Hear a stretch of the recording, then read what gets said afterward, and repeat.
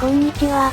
おっす。スパロボ F 完結編縛りプレイ、やっていきます。前回は、第13回ガンダムファイト優勝者のレイン三日村が、ガンダムザガンダムの称号を手にしました。そして今回ですが、ご覧の通り問題が発生しました。ありていに言えば、済みました。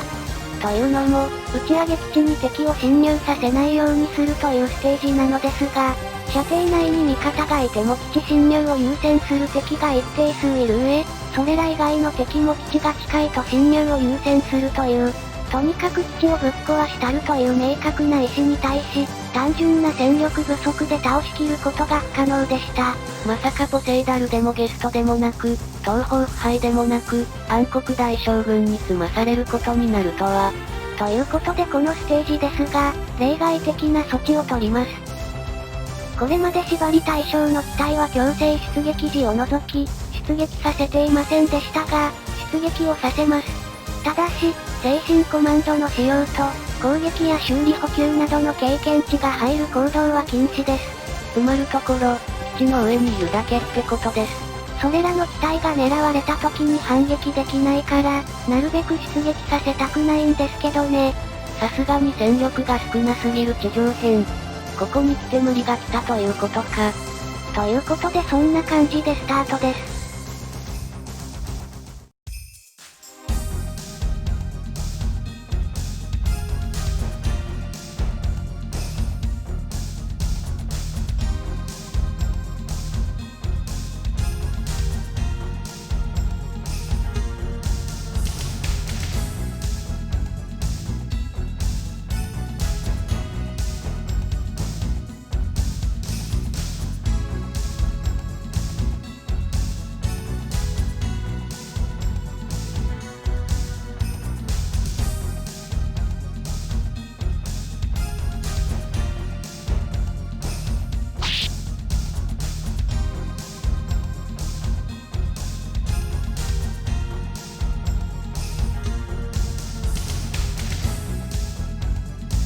さすがガンダムファイト優勝者。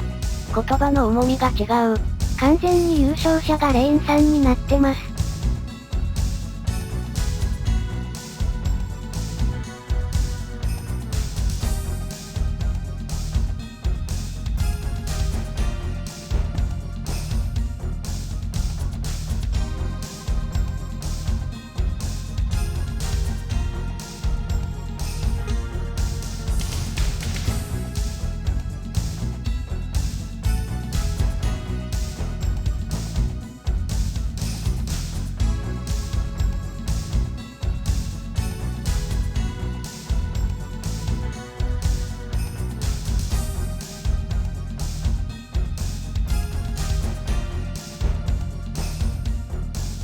RNB が使用可能になるのはこの次のステージから。つまり合流したタイミングですね。RNB は底力を持ってますが、底力は固有技能というより切り払いとかみたいなタイプだと思うので、使用可能としてます。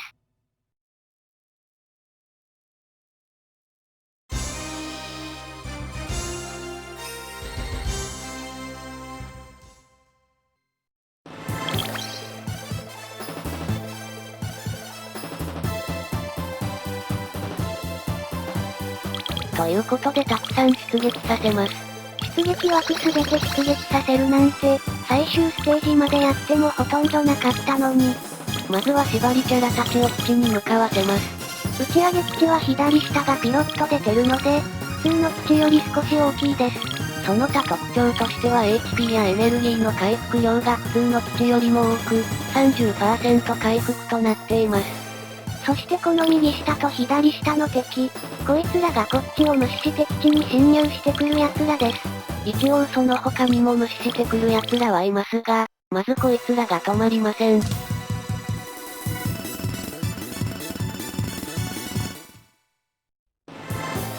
そしてレインさんは単身突撃。ガンダムザガンダムの手にかかれば戦闘銃や暗黒大将軍程度楽勝です。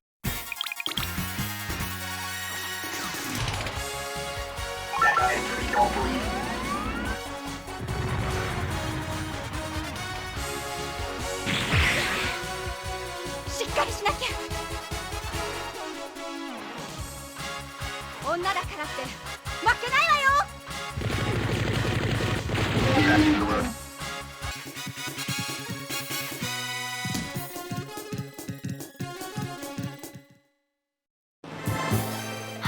早速来てますね。せめてこいつがもう少し待ってくれればな。ということで土を埋めました。下側に固まってほしくないので、エヴァに合気を少しどかして上に来るように誘導させます。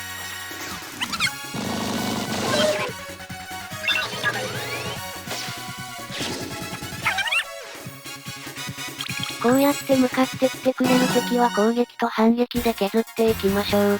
早めにレインさんの気力を上げるために、激励を使っておきましょうか。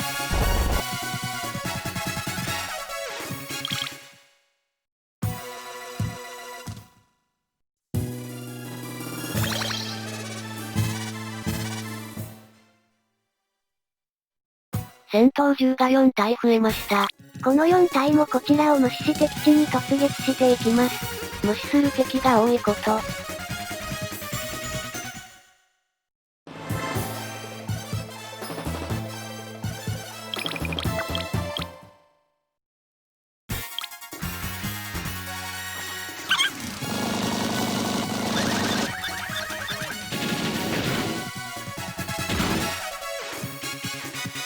まずは一機。地道に倒していくしかないですね。そしてガン無視されるレインさん。メカザウルス大も無視してくる敵です。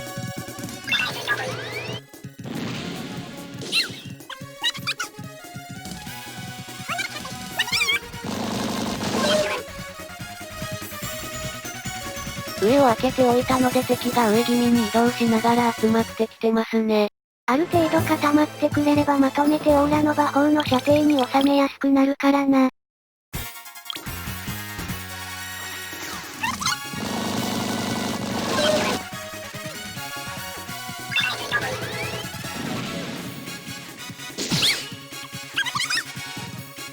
ライン X1 は相変わらず硬くて嫌な敵です。地上編では散々出てきましたね。というか地上編はずっとこいつとオベリウスとグラトニオスと戦ってたイメージしかない。さすがにもうこれ以上開けておくと基地に入られるので、埋めておきます。これで敵ターンの長い攻撃が始まりますね。打ち上げ基地のエネルギー回復量が多いので、オーラの馬砲を撃ち続けてもほぼエネルギー切れは起こりません。全ステージに打ち上げ基地の建設頼む。敗北条件にならない形でな。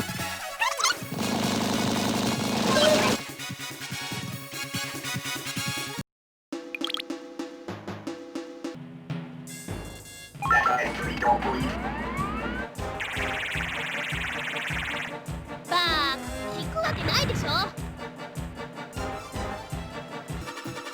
ということでエヴァが狙われています。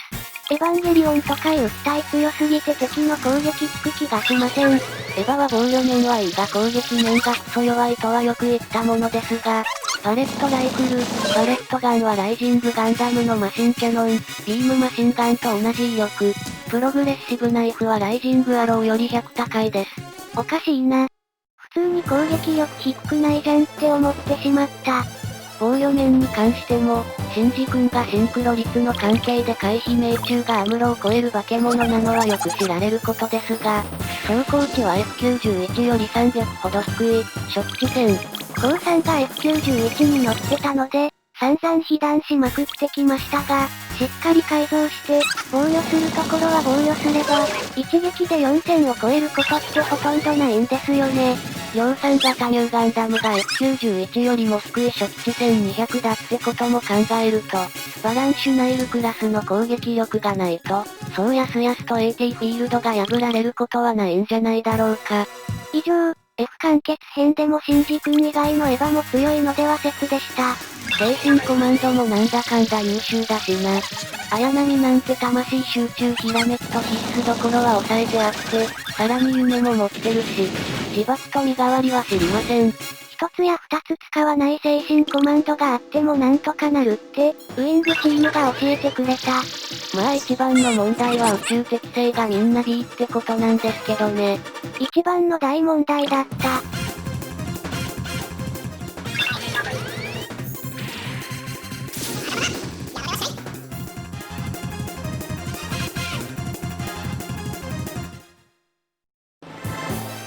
さあ気がつけば打ち上げ基地の周りにわらわらと集まってきました。大量でございます。こう集まってくれればオーラの馬砲も美味しくなるというものです。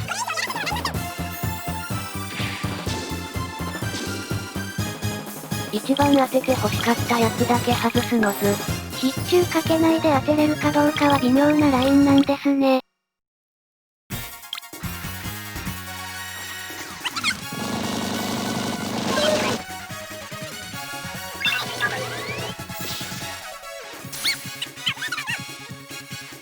さあレインさんは順調に気力が上がってきています。その分弾もなくなってきてますがね。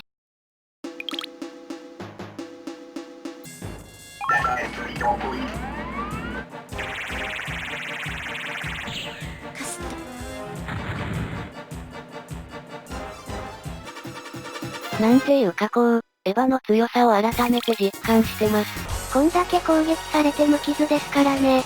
改めて縛り対象にしておいてよかったって思いました。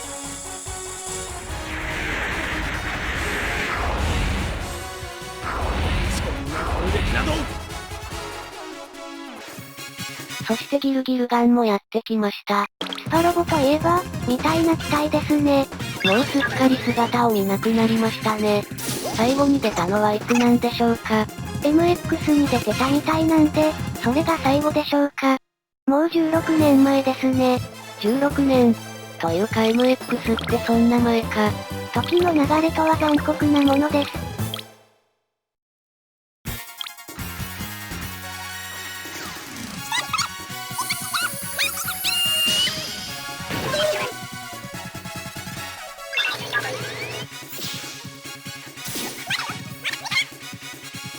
気力が上がってきたおかげか、火ダメがだいぶ減ってきました。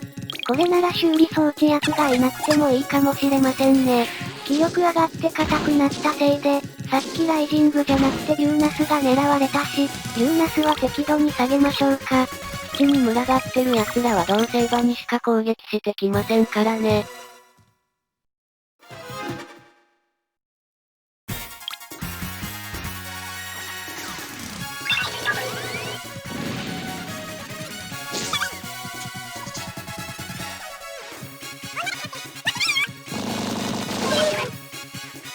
ズガールとは珍しいですね。戦闘銃出てくる機会はたくさんあったのに、なぜここまで偏った出し方をしたんですかね。ズガールとか、ここまでほとんど姿見てませんよ。オベリウス、グラトニオス、メカザウルス支部を多用しすぎなんだよな。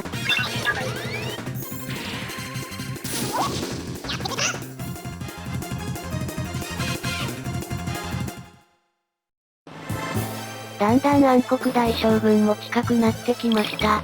さすがにちょっとめんどくさいかな。すごい左に向けて撃ちたい。全員ひらめきを持ってますが、一応精神コマンドは使用禁止としたので、泣く泣くそして華麗に外す。一体だけに撃ち、その一体に対して当たらない。この悲しさ。そしてライジングガンダムの弾が突きかけてます。ライジングアローはともかく、マシンキャノンとビームマシンガンも撃ち尽くしてきてるな。下がって戦艦にしまってもよかったが、ここはレインさんで補給を使用して、セルフで回復だ。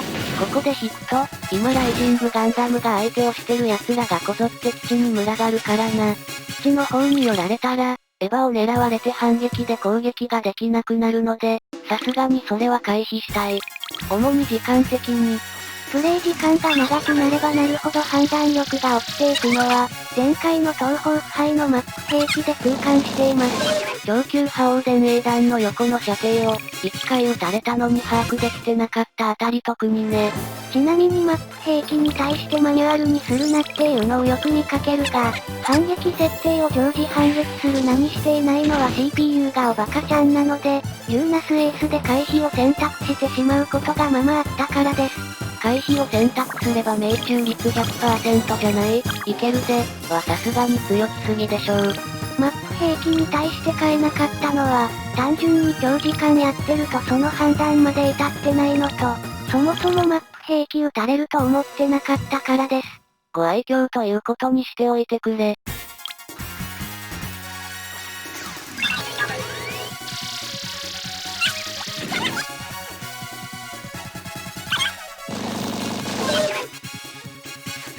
レインさん一応シールド防御レベルにしかないんだけど、すごいシールド発生率。このゲーム本当に敵も味方も切り払いとシールド防御発生率高いよね。ちょっと異常だよ。敵は有名だけど、味方もっていうのがミソですね。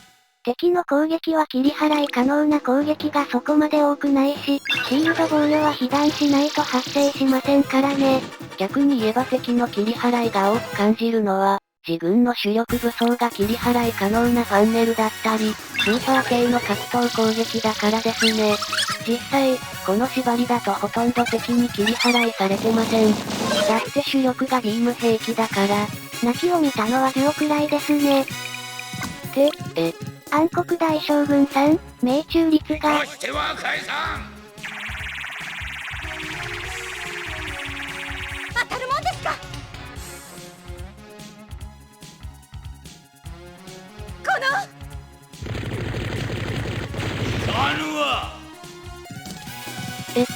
雑魚の破壊光線の命中率が 17% で、暗黒大将軍の超破壊光線の命中率が 1%。まさかの雑魚以下の命中率。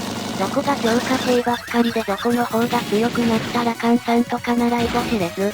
雑魚は人工知能界なんですが、暗黒大将軍さん悲惨なんてもんじゃ済まないとこまで来てる気がするぞこれ。さて、基地右側の敵がグラトニオス一帯を除いて片付いたので、次は左側を片付けたいな。そうなるととりあえず角に配置したいので、ゴッドガンダムの場所に行きたい。何のパズルですかねこれは。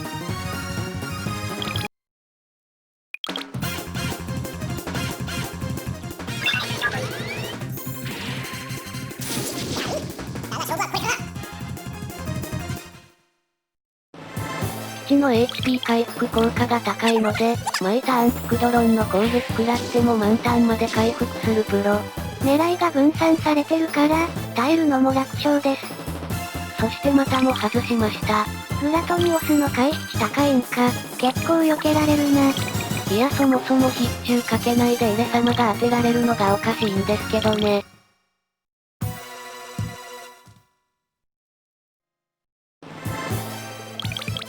さあ上側の敵は暗黒大将軍を除いて片付きました。ここまで来たら基地周辺の敵をさっさと片付けておきたいですね。そしてもう HP が半分まで減った暗黒大将軍さん。普通に弱いです。この人なんで性格普通なんでしょうね。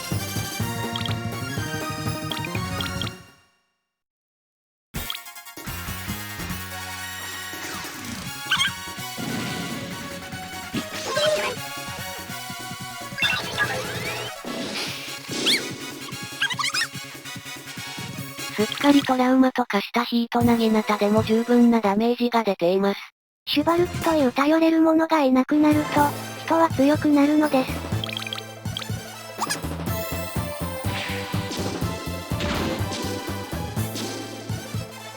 ということで暗黒大将軍を放置してレインさんも基地周辺に合流。基地周りの雑魚をさっさと片付けていくぞ。散らばってる敵が多くなってきて、5ラウンだけだとそろそろ面倒になってきてますからね。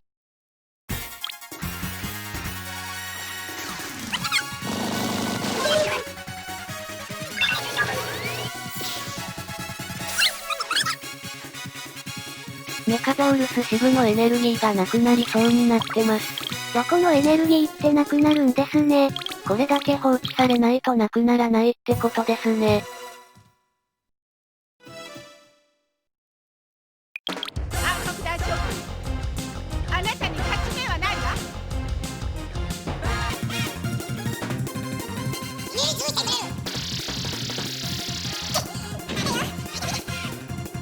前回のアシュラ男爵、ドクターヘルに続き、暗黒大将軍にもボイスがあるジュンさん。ジュンさんだけなんでこんなあるんだ。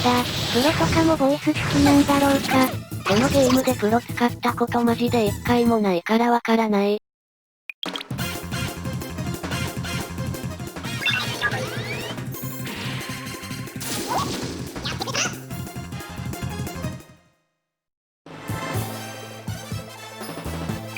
クロウでしか攻撃できなくなるメカザウルスシグノス。よく見たらこのグラトニオスもエネルギー切れかかってますが、こっちは消費後で撃てる振動波があるので、射程はほぼ変わらなさそうです。ライジングガンダムならエレ様のオーラの魔法くらい避けるでしょうよミブッパ。必中かけてない戦艦のマック兵器なんてそうそう当たるものではありませんよ。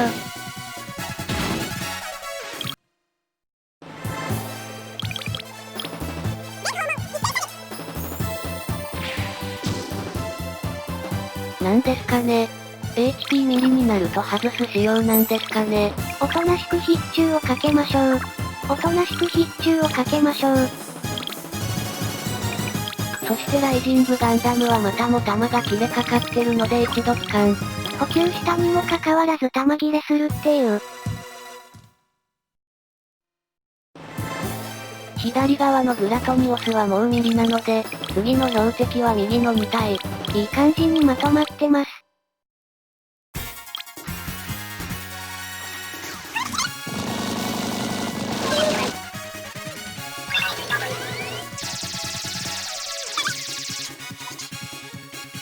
さすがに落とせなかったか。振動張ってみたことない攻撃だったけど、なんのことはない見慣れたエフェクトだった。そして暗黒大将軍さん、エネルギー切れです。もう超破壊光線も撃てませんね。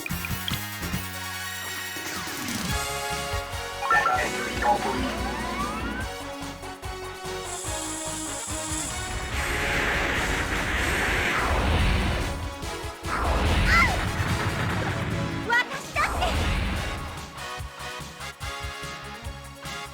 行くわよ。必殺必中ライ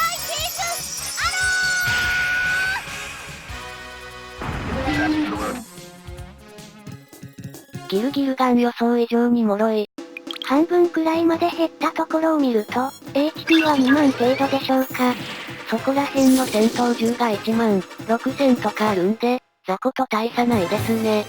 マップ兵器を撃とうとして綾波を動かしたら、最悪なズレ型しました。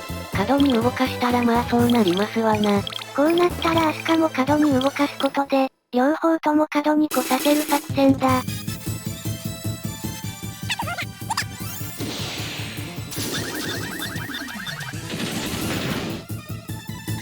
なるほど。命中率は 82% だったのか。外しすぎじゃないか。82% にしてはちょっと避けすぎですね。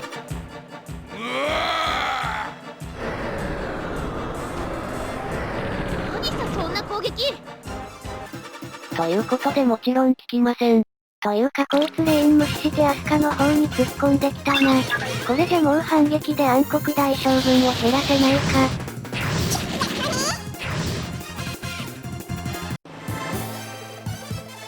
あれ。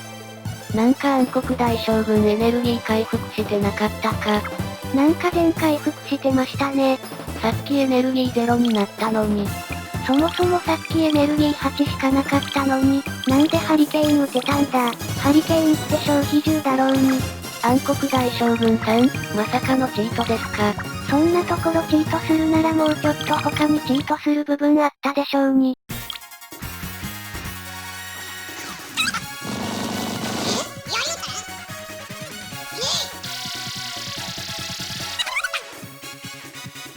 命中率が 2% になってますよ。だからなんなのその誤差レベルの変わり方。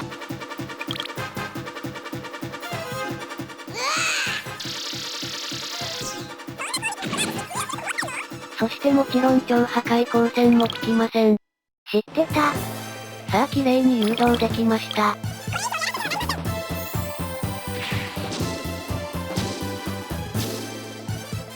いい撃ち方ですね。毎回これがしたいです。敵がゴラオン狙ってきた F まではできたんですがね。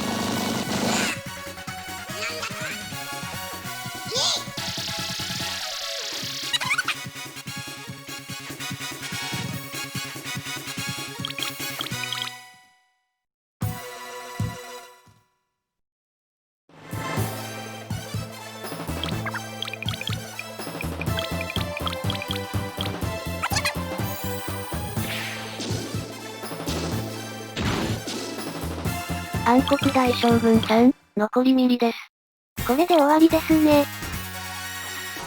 落ちなさい。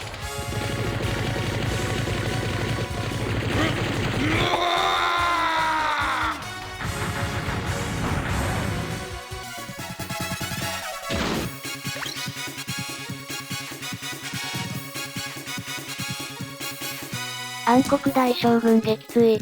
そしてなんか来ました。タイミングがぴったりだったから勘違いしそうですが、ウォンの出現条件は敵数が5機以下になったタイミング。別に暗黒大将軍の撃墜がキーではないです。紛らわしいタイミングで出てきましたね。さて、ようやく色々片付いたので、ピクドロンの撃墜に移りましょう。今の状態だとピクドロンがエヴァを攻撃してきてしまうので、反撃でダメージが与えられない状態。しかし、ピクドロンの射程内に収まってる機体はそこまで多くないので、装甲と HP がレーンより高い機体をいい感じに配置しておけば、基地の防御補正と相まってレーンを狙ってきてくれるはず。まあ今ターンは届かなかったから竜ナスエースが飛んでるので、さすがにこっちが狙われそうですが。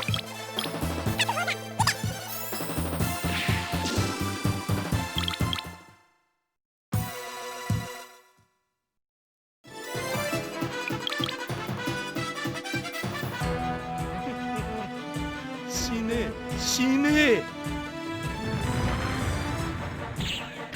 何さそんな攻撃。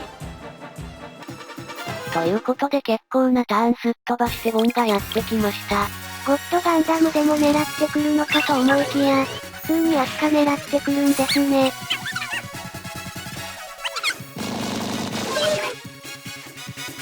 そしてピクドロンも結構減らし、HP が見えました。ギルギルガンと違い、こっちはだいぶ HP が多いですね。暗黒大将軍より多い。回復はないけど、暗黒大将軍よりは余裕で強いですね。そして相変わらずの性能のウォルターガンダムさん。もはや RNB が乗った時が弱かったのではなく、ウォン基準で作られたから弱いのではないかと疑うレベル。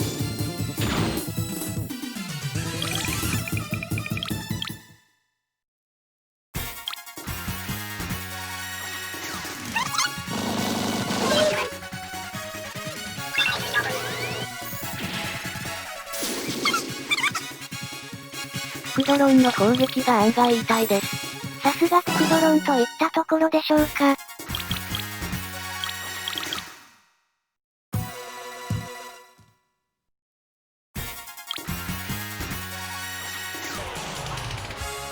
で仕留める。必殺必中ライジングアロ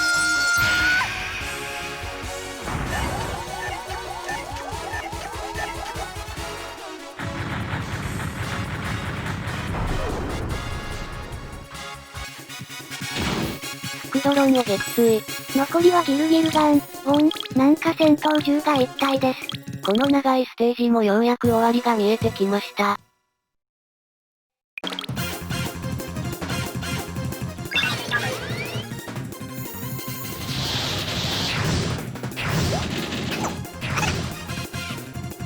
さあギルギルガン、エネルギーが切れました。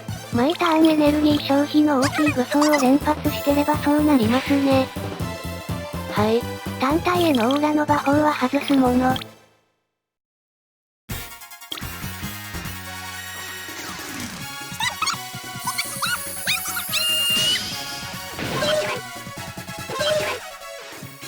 もう一発といったところですね。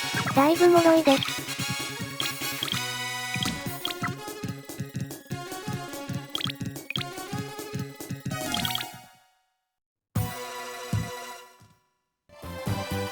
さて、いい感じに誘導できました。エヴァを巻き込んでたり、レーンさんが射程内にいますが、敵は前期射程内。エヴァは邪魔なのでおとなしくしまいましょう。命中率は 100% ではないですね。オベリウスとグラトニオスとシブの例があるので、必中を使いたいところです。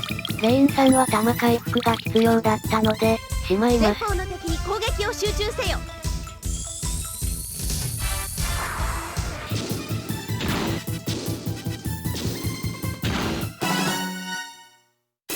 ギギルギルガンを撃墜。そしてメカギルギルガンになりました。性能自体はそこまで変わってませんが、何せこいつ HP 回復を持ってます。戦力がエレ様とレインさんしかいないので、ズルズルやってたら回復されそうです。なるべく一気にダメージを与えたいところです。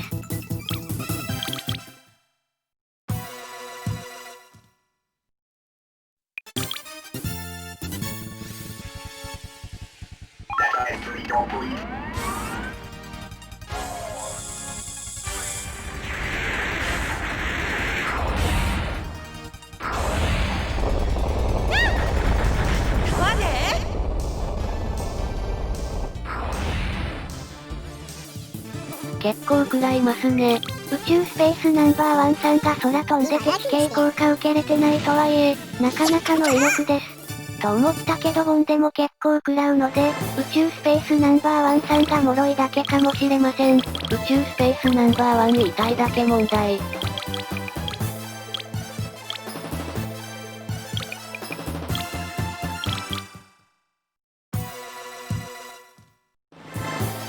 それでは早速仕掛けてみましょう。走行自体は大したことないので、ダメージは普通に通りますね。そしてレインさんなけなしの熱血。行くわよ。必殺必中ライティス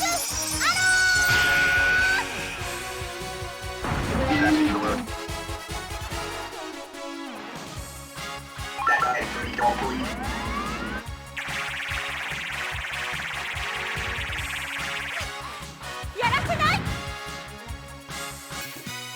それなりのダメージを出せました。HP 回復があること以外は少し固めなギルギルガンって感じなので問題はないですね。あとはもう熱血がないこの状況できちんと倒しきれるかどうかですが。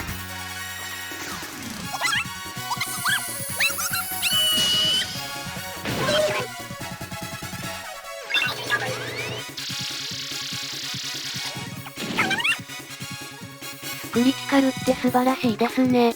熱血なしでも十分すぎるダメージが出せました。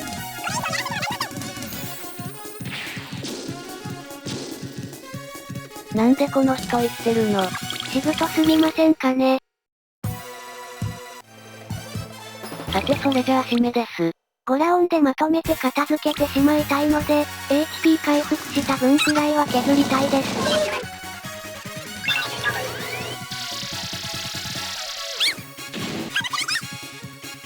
完璧な削りでした。最後は必中幸運オーラの魔法でまとめて飛ばしましょう。これ以上やらせてはなりません。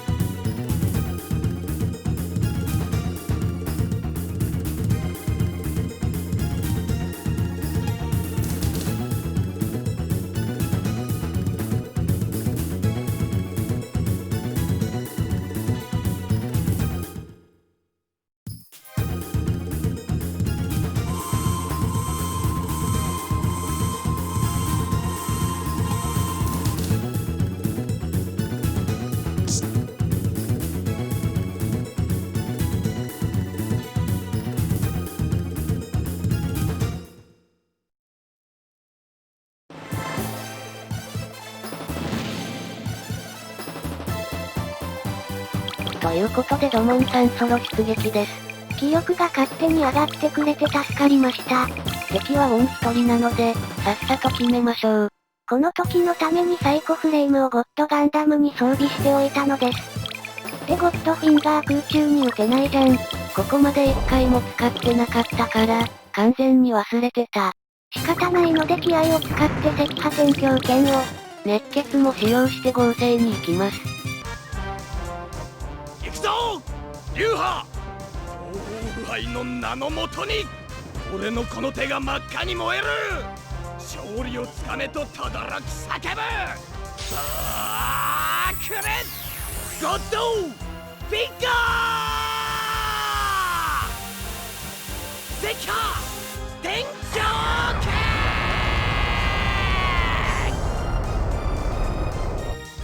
なぜこの私が。レインさんとエレ様がどんだけ苦労したと。イヤオンには苦労してなかったか。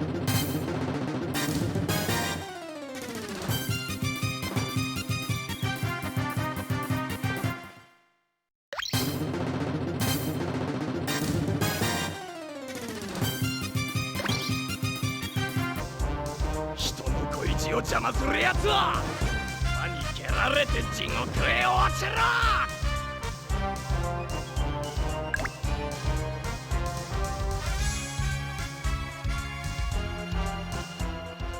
俺のこの手が真っ赤に燃える。勝利をつかめと轟き叫ぶ。行くぞダークネスゴッドフィンガー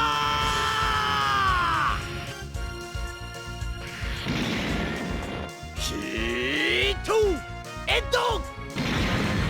そんなバカな。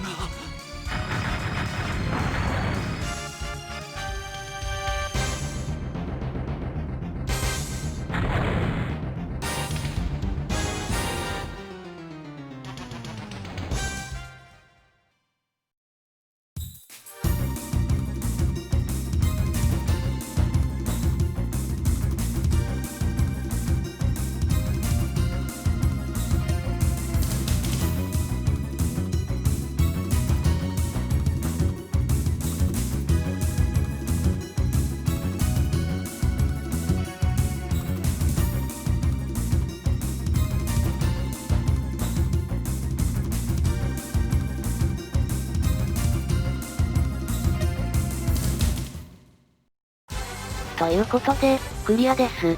地上編、お疲れ様でした。暗黒大将軍に詰まされたことは一生忘れない。ということで次回から GC ルートの攻略に移りますが、この地上編のデータの続きでやっていきます。なので、ルートに入る前の2話もプレイする形になりますので、よろしくお願いします。ということで今回はここまで。ご視聴ありがとうございました。